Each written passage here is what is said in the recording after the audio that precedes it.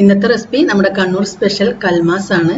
ചായക്കടയിലെല്ലാം കിട്ടുന്ന ഈ ഒരു കൽമാസ് നമ്മുടെ വീട്ടിൽ നല്ല ടേസ്റ്റി ആയിട്ട് എങ്ങനെയാണ് തയ്യാറാക്കുന്നത് നോക്കാം. അപ്പോൾ നമുക്കിതിന് വേണ്ടി ആദ്യം ഒരു മസാല തയ്യാറാക്കണം. ഞാനിവിടെ ഒരു പാൻ വെച്ചിട്ടുണ്ട്. പാൻ ചൂടായി വരുന്ന സമയത്ത് നമുക്കിതിലേക്ക് കുറച്ച് വെളിച്ചെണ്ണ ഒഴിച്ചു കൊടുക്കാം. വെളിച്ചെണ്ണയിലാണ് ഈ ഒരു മസാല തയ്യാറാക്കേണ്ടത്. ഇപ്പോൾ എണ്ണ ചൂടായി വന്നിട്ടുണ്ട്. ഇനി നമുക്കിതിലേക്ക് സവാള ചേർത്ത് കൊടുക്കാം.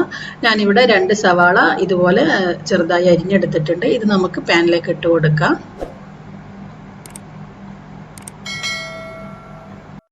ഇനി ഒരു സവാള ചെറുതായി ഒന്ന് വഴറ്റിയതിന് ശേഷം പച്ചമുളക് ചേർത്ത് കൊടുക്കാം. ഞാനിവിടെ 3 പച്ചമുളക് ചെറുതായി അരിഞ്ഞെടുത്തിട്ടുണ്ട്. ഇതുകൂടി നമുക്കിതിലേക്ക് ചേർത്ത് കൊടുക്കാം.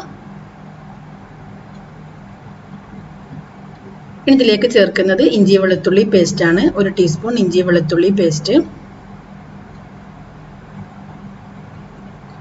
ഈ ഒരു ഇഞ്ചി വെളുത്തുള്ളി പേസ്റ്റ് കൂടി ചേർത്ത് ഒന്ന് വഴറ്റിയെടുക്കാം. കുറച്ച് കറിവേപ്പിലയും കൂടി ചേർത്ത് ഒന്ന് വഴറ്റിയതിന് ശേഷം നമുക്കിതിലേക്ക് മസാലപ്പൊടികൾ ചേർത്ത് കൊടുക്കാം. ഞാനിവിടെ 1/2 ടീസ്പൂൺ മഞ്ഞൾപ്പൊടി, 1 ടീസ്പൂൺ മുളക് പൊടി, 1/2 ടീസ്പൂൺ ചിക്കൻ മസാല ഇത്രയാണ് ചേർക്കുന്നത്. ഈ ഒരു ചിക്കൻ മസാല ഇല്ലെങ്കിൽ ഇതിന് പകരം ഗരം മസാല ചേർത്താലും മതി.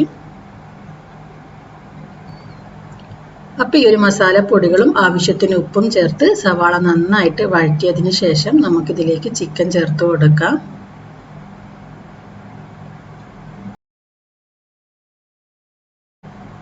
ഞാനിവിടെ 250 ഗ്രാം ബോൺലെസ് ചിക്കന് ഉപ്പും മഞ്ഞൾപ്പൊടിയും കുരുമുളക് പൊടിയും ചേർത്ത് വേവിച്ചെടുത്തതാണ്. ഈ ഒരു ചിക്കൻ നമുക്ക് ഈ ഒരു സവാളയിലേക്ക് ഇട്ട് നന്നായിട്ടൊന്ന് വഴറ്റിയെടുക്കാം.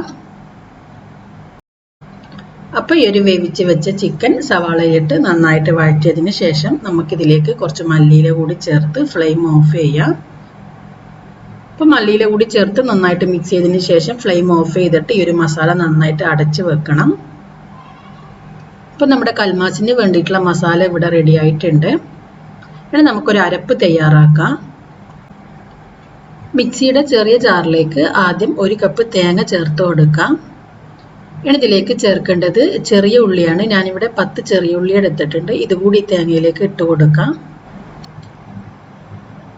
ഇനി ഇതിലേക്ക് 1 ടീസ്പൂൺ പെരിഞ്ജീരകവും 1/2 ടീസ്പൂൺ നല്ല ജീരകവും ചേർത്ത് ഒന്ന് ഒതുക്കിയെടുക്കാം. 1-2 തവണ ഒന്ന് കറക്കിയെടുത്താൽ മതി. ഒരുപാട് അങ്ങ് അരച്ചെടുക്കരുത്. അപ്പോൾ ഞാനിവിടെ തേങ്ങ നന്നായിട്ടൊന്ന് ഒതുക്കിയെടുത്തിട്ടുണ്ട്. ഇനി നമുക്ക് ഈ ഒരു തേങ്ങ പത്തിരിപ്പൊടിയിലേക്ക് ചേർത്ത് കൊടുക്കാം. ഞാനിവിടെ 2 കപ്പ് പത്തിരിപ്പൊടി എടുത്തിട്ടുണ്ട്. നമ്മൾ പത്തിരി ഉണ്ടാക്കുന്ന പൊടി. ഇനി ഇതിലേക്ക് തേങ്ങ ചേർത്ത് നന്നായിട്ട് കൈകൊണ്ടൊന്ന് മിക്സ് ചെയ്തെടുക്കണം. ഈ തേങ്ങ ചേർക്കുന്ന സമയത്ത് ഇതിലേക്ക് ആവശ്യത്തിന് ഉപ്പ് കൂടി ചേർക്കണം.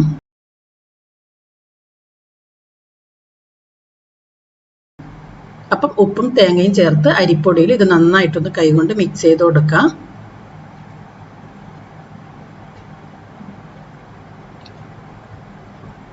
ഞാനിവിടെ തേങ്ങയും അരിപ്പൊടിയും നന്നായിട്ട് മിക്സ് ചെയ്തെടുത്തിട്ടുണ്ട്. ഇനി ഇതിലേക്ക് ആവശ്യത്തിന് തിളച്ച വെള്ളം ചേർത്ത് നന്നായിട്ട് കുഴച്ചെടുക്കാം.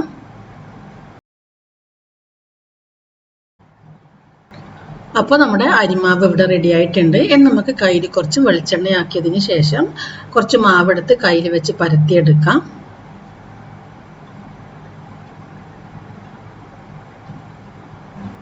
ഇനി നമുക്ക് നമ്മൾ തയ്യാറാക്കി വെച്ച മസാല ഇതിലേക്ക് വെച്ച് കൊടുത്തിട്ട് നമ്മൾ ഉന്നക്കായ്ക്കെല്ലാം ഉരുട്ടിയെടുക്കുന്നത് പോലെ കയ്യിൽ വെച്ച് ഉരുട്ടിയെടുക്കാം. ഇതേപോലെ 2 സൈഡും ഒന്ന് പ്രസ് ചെയ്ത് കൊടുക്കുക. അതിനുശേഷം ഉരുട്ടിയെടുത്താൽ മതി. നമ്മൾ മാവ് പരത്തിയെടുക്കുന്ന സമയത്ത് ഒരുപാട് കട്ടിയിൽ പരത്തിയെടുക്കരുത്. കുറച്ചൊരു നേരിയതായിട്ട് വേണം നമ്മൾ കയ്യിൽ വെച്ച് പരത്തിയെടുക്കാൻ വേണ്ടിയിട്ട്. ഇതുപോലെ മുഴുവൻ മാവിലും മസാല വെച്ചിട്ട് ഉരുട്ടിയെടുക്കാം. ഇനി ഇതിന് ആവിയിലൊന്ന് വേവിച്ചെടുക്കണം. ഞാൻ സ്റ്റീമറിൽ കുറച്ച് വെള്ളം എടുത്തിട്ടുണ്ട്. തട്ടിൽ ബട്ടർ പേപ്പർ വെച്ചിട്ടാണ് ഞാനിത് വേവിച്ചെടുക്കുന്നത്. നിങ്ങളടുത്ത് വാഴയില ഉണ്ടെങ്കിൽ വാഴയില വെച്ചിട്ട് വേവിച്ചെടുത്താൽ മതി.